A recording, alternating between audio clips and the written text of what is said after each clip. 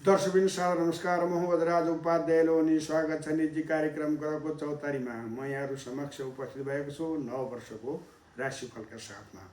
सर्वप्रथम त यहाँहरूलाई नव वर्ष 2083 को हार्दिक मङ्गलमय शुभकामना, उन्नति, प्रगति, सुख र समृद्धि, खुसी प्राप्त होस्।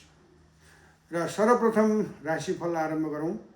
राशिफल आरम्भ गर्नुभन्दा पहिले यस वर्ष को कसलाई अढैया, को कसलाई साढे साथी छन् भन्ने कुरा पनि जानी राखौँ। जस्तै साढे साथी हुने राशिहरूमा अन्त्य साढे साथी कुम्भ राशिलाई, मध्य साढे साथी मीन राशिलाई र आद्य साढे साथी मेष राशिलाई यो वर्षभरि रहनेछ।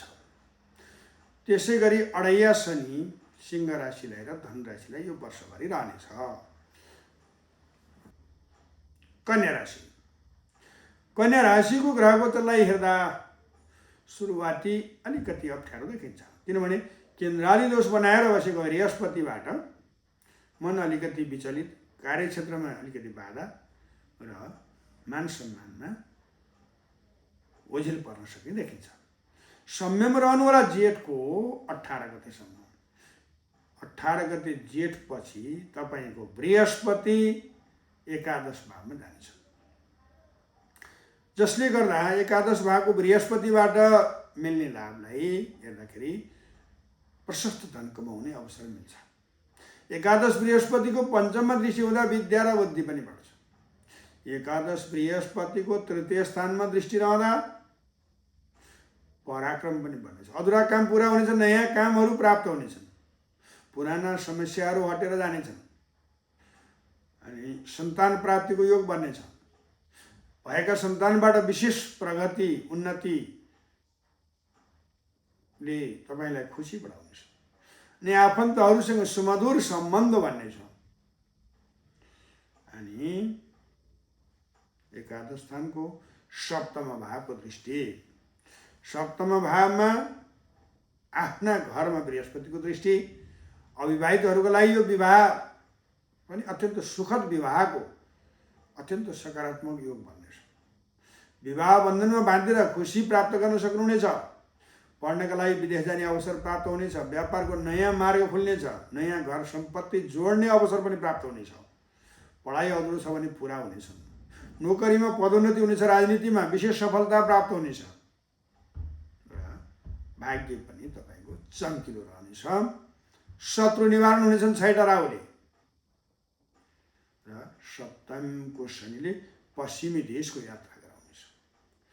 महत्त्वपूर्ण काम गर्दाखेरि तपाईँले जेठको 19 देखि कार्तिकको 12 गतेसम्म गर्नुभएको निर्णय चाहिँ अझै फलिफापपूर्ण रहनेछ। यदि कार्तिक 12 गतेदेखि माघको 9 गतेसम्म तपाईँको बृहस्पति 12औं भावमा जानेछन्, जसले गर्दा खर्च वृद्धि, अलि मन अशान्ति, कामकाजमा केही अवरोधहरू आउन सक्छन्। त्यो समयमा आउँछ भन्दा नि हुन त यो अतिसार र वक्र हुने ग्रह हो। त्यो समयमा भन्दा अन्य समयमा गरेका निर्णयहरू चाहिँ तपाईँको लागि अत्यन्तै फलिफापपूर्ण हुनेछन्। विशेष गरिएका निर्णयहरू तपाईँले असार साउनमा गर्नुभयो भने धेरै लाभ उठाउन सक्नुहुनेछ। तपाईँको लागि यो वर्ष सकारात्मक रहनेछ र नयाँ नयाँ काम गर्ने अवसर पनि प्राप्त हुनेछ। पुराना समस्याहरू सुल्झाउन सक्नुहुनेछ। यो 3 महिनालाई छाडी अन्य समय तपाईँको अनुकूल रहनेछ। दर्शकवृन्द, यो संक्षिप्त जानकारी हो।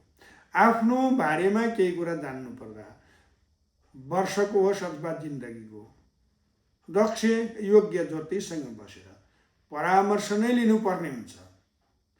तर सालान्तरको ग्रह गोचरको संक्षिप्त जानकारी यहाँहरू समक्ष मैले गराएँ र अब यहाँहरूको जीवनमा कति मेल खान्छ यहाँहरूको प्रतिक्रियाको पर्खाइमा रहनेछु। जाँदा जाँदै यहाँहरूसँग म क्षमा याचना चाहन्छु। त्रुटि भए अवश्य यहाँहरूले क्षमा गर्नुहुनेछ र लामो समयको हाम्रो संवाद बिने अवस्थालाई पुनः संवादमा लाने मेरो प्रयत्न र यहाँहरूको आकाङ्क्षाले जोड्न सकोस् यही प्रार्थनाका साथ फेरि पनि बिदा हुनु पहिले नव वर्ष 2083 को यो आगमनको समयमा अत्यन्त फलदायी रहोस् यहाँहरू सबैलाई। जाँदा जाँदै फेरि यही भन्छु, ग्रहहरूको राजा सूर्य, ओम भास्कराय विद्महे महातेजाय धीमहि तन्नो सूर्यः प्रचोदयात्। यो मन्त्र सबैले जप्न सक्नुहुन्छ, सबै राशिका मान्छेको लागि फलिफापूर्ण रहनेछ र आउने उल्झनहरू पनि अवश्य न्यून गर्नेछ यो मन्त्रको जप र तपले। अब मलाई पनि आज्ञा दिनुहोस्। हवस् त, नमस्कार।